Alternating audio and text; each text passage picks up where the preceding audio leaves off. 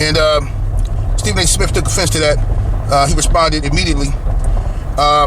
It was basically Dan Le Batard telling him, like, look, the made-for-TV debates are causing a problem with sports media. He believes that the made-for-TV debates, constantly debating and arguing about nothing, has ruined sports media. Stephen A. Smith takes it to his No Mercy podcast and decides he's going to, roast YouTubers. Stephen A. says he went to journalists, he put in all this work. He went to school for journalism, and he's got degrees, and he's well accomplished, and he got all these achievements. He put all this work in. But you got guys on YouTube who just saying anything and don't have the journalistic integrity, right? So let's talk about that. First and foremost, this is nothing new at all. The mainstream media has always been jealous of YouTubers, always. I was here from the beginning, so I remember what happened. I had different channels, but I can recall your credibility against a story. And you know that you have the power to just say anything, and people are going to believe you because you're Stephen A. Smith. So every once in a while, when there's no news going on, there's nothing going on in the world of sports worthy of talking about, Stephen A. Smith comes out with some random source to break the internet. Some random source told him something.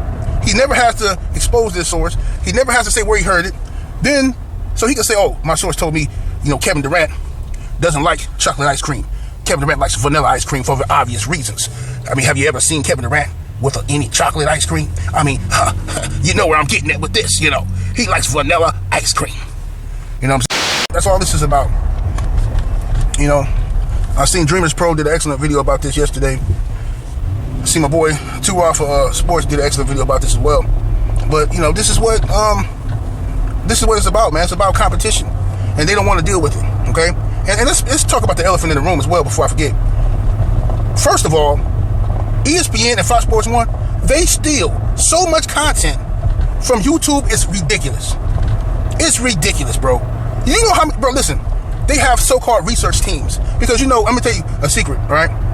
None of those talk show hosts have time to watch all these games. They just don't. It's not enough time. Some of those games are on at the same time. They don't have time to watch. Let's just deal with the NBA for a minute.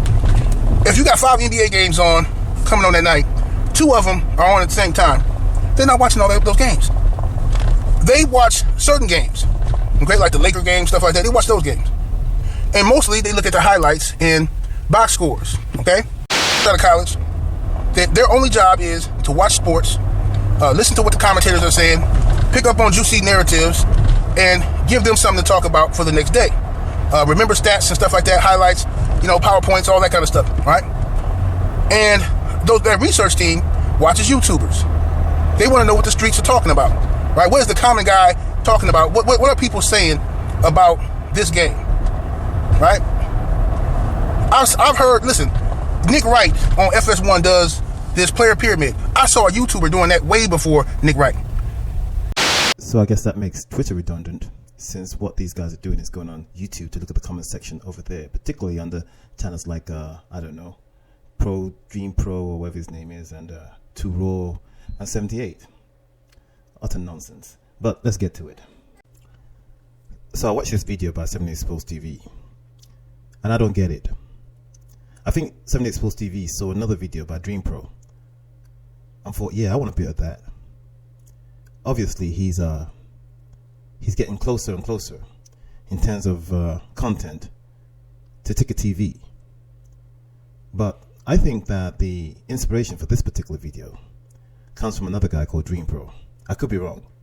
He could have arrived at this particular conclusion by himself. I wouldn't put it past him, because obviously it's what he does. But I feel that if it was boxing, I could say, well, this is a particular opinion that was generated through his own conscious algorithm.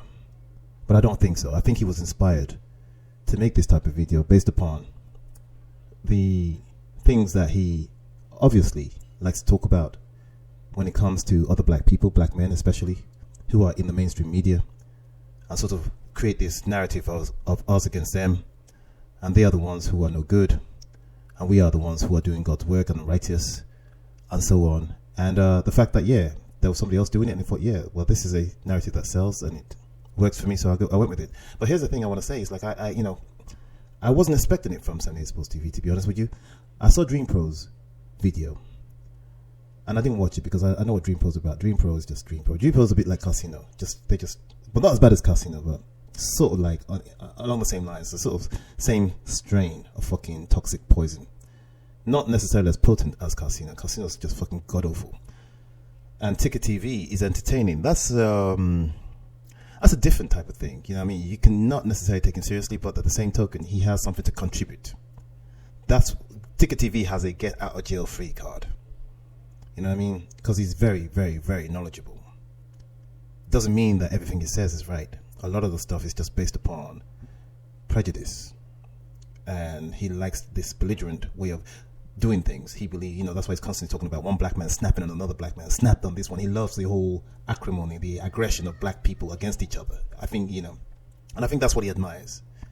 You know what I mean? I think it's not necessarily to my taste, but, he has something to contribute. And that's why they don't necessarily get rid of him. That's why some people, regardless of how terrible some people might regard Ticket TV to be. And I'm saying, and you can see I'm being objective here. I don't like Ticket TV, but I got to be honest, he has been very, very interesting to listen to at certain points. He flip-flops a lot, and sometimes I can't. He just made a video recently in which he was calling LeBron James a scumbag, and you know what I mean, all LeBron James fans were picking on people who have a problem with LeBron James. I don't know, but it is what it is. But that's besides the point here. I'm looking at 78 Sports TV especially here, and 78 Sports TV said something. He said like, Stephen A. Smith is jealous of content creators. Now, how many times are we going to hear how people are jealous of somebody like 78 Sports TV? First of all, you aren't even in a position to say that about Stephen A. Smith for the mere fact that he doesn't necessarily talk about boxing. He talks about football and basketball. Basketball, obviously, is his main thing. You understand me? He just very recently started covering basketball.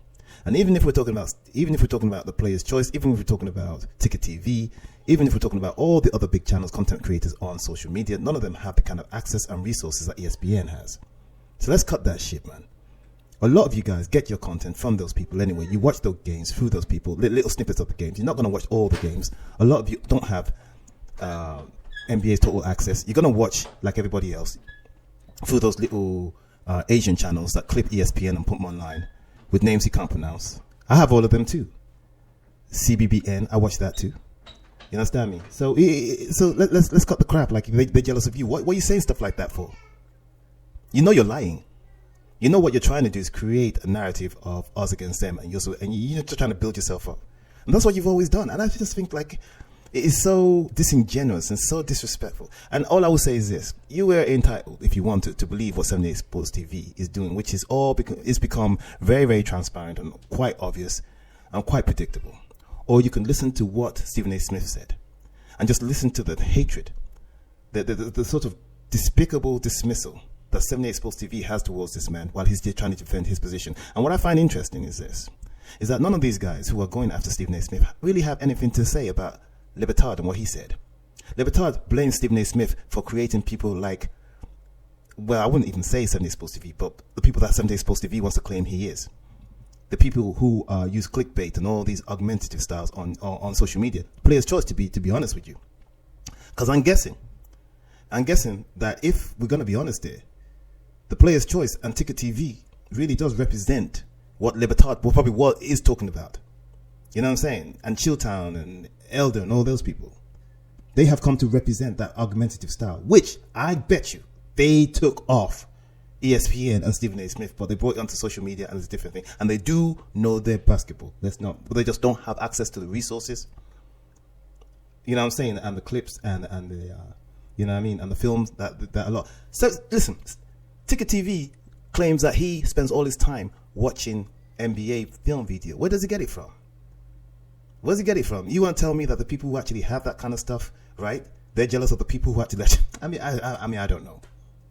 I don't know. It was just the most ridiculous take ever, and it's one of those things where 78 Sports TV just wants to get ahead of the crowd and claim that they're jealous of us and stuff. You need to stop that crap, bro. You haven't even been making basketball videos that long.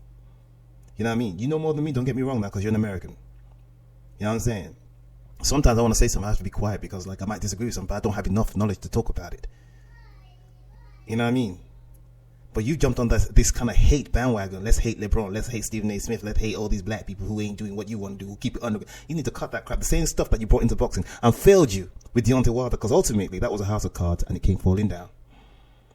You want to talk constantly about motherfucking Russell Westbrook. Russell Westbrook was a fucking disaster at Lakers. You don't believe me? Let's look at the fucking record. I have it here somewhere. I'm going to pull it up for you because I kept it because it was just that fucking bad.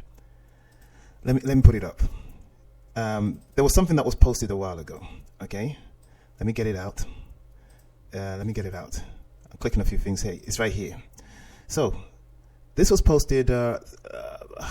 I can't remember the date, but it catalogued Russell Westbrook's last 14 games as a starter. And it was just loss for 14 games straight where he started. You know what I mean? It was just dreadful. I can't remember the date where, let me see, when did I clip this? If I can get the properties. I clipped this on March 29th. No, I set it aside. It was created on March the 3rd, yes. So this was from March the 3rd. So we're still in the same month. So this was put up on March the 3rd. Of how bad Russell Westbrook is. But for some reason, because we've got to pit one black man against another, and I'm not saying like, it doesn't happen. You know what I'm saying? But I this whole Candace Owens thing of trying to be like Candace Owens but not being Candace Owens thing is a bit tired for me. You know what I'm saying? Try to act like you everybody else is not pure as you are. It's some fucking bullshit.